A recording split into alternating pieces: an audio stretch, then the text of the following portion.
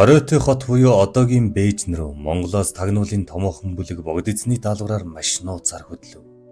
Өгөхөөс бусдыг үтсэн харс хүнс хэмээх баатар захирагчаар толгойлуулсан томоохон шашны нэр нөлөөтэй хүмүүс болон алтан ургийн ноёд оролцсон энэ бүлэг нийслэл хүрээнээс яарвчлан гарваа.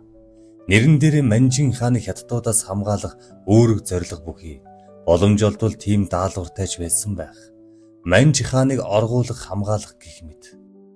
Манжин хааны ордонд ажиллаж байсан ар Монгол өвөр Монголын эрх мэдэл нөлөө бүхий ноёд тайж болон Манж хятад суурин тагнуулуудыг зөв үрээс дуудан цуглуулв. Ажиллагааг баатар захирагч удирдах байв.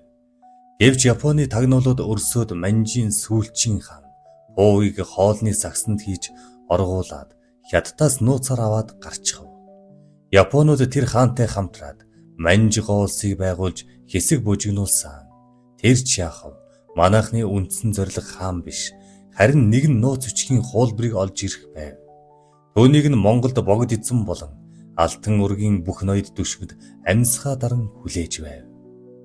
Гэтэл баатар захирагч он солигдохоос хэдхэн хоногийн өмнө өөрийн биеэр тэрхүү бичгийг өхөн хатан зүтгэж хүргэж ирэв. Түүнийг л хүлээж байсан богд хаан тэр өдөртөө Манжин амбан сайдын өргөнд бичгийг хүргүүлвэ. Энэхүү гэрээ ёсоор хариу өсөөгөөс бид тусгаар тогтнолоон сэргээх болно гэсэн тулгын шаардлага хүргүүлв. Манж амбныхан ихэд сандран хариу бичгийг богдын ордонд хүргүүлэх гэсэн боловч богд эзэн ордондоо байхгүй. Яам тамгын газрыханд өгөх гэсэн боловч яам тамгийнхан мөн адил ажил тарсан хэмээн ганцж хүн хүлээн авахгүй хүнгүй болсон байваа. Манж амбныхан учраан олохгүй сандарч байхад маргааш нь өглөө эрт монголчууд шууд цэрэг хөдөлгөн Манжи амбны цэргийг бүслэн авч Монгол улс тусгаар тогтнож байгаагаа нь зарлав. Манж цэргийг устган хороож өггүй хийв. Манж амбанг цөөн хүний хамт Оросын элчин сайдын яамныхан нууцаар оргуулан цэргэрэн хамгаалан хил гаргаж зүхтаалгав. Энэ бол түүхт 1911 оны 12 дугаар сарын 29-ны өдөр байв.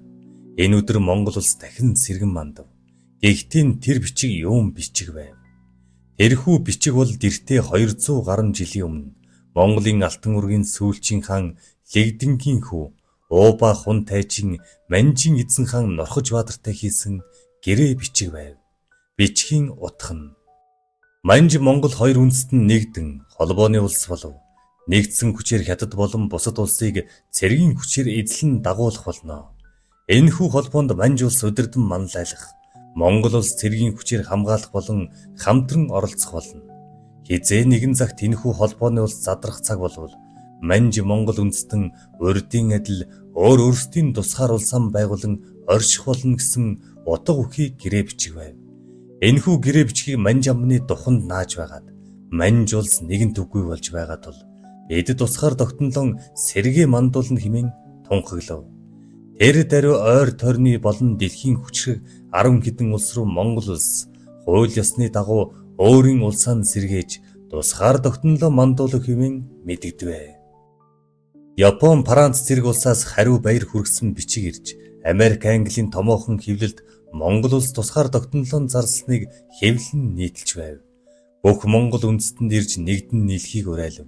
Өвөр Монгол уйгар, Горнын алтай, Бурайд Тува тэр бүх хил хаа байсан халимаас хүртэл дахин сэргсэн тусгаар Монгол улс руу нэгдэн нийлэх хөдөлгөөн далайцтай өрнөв.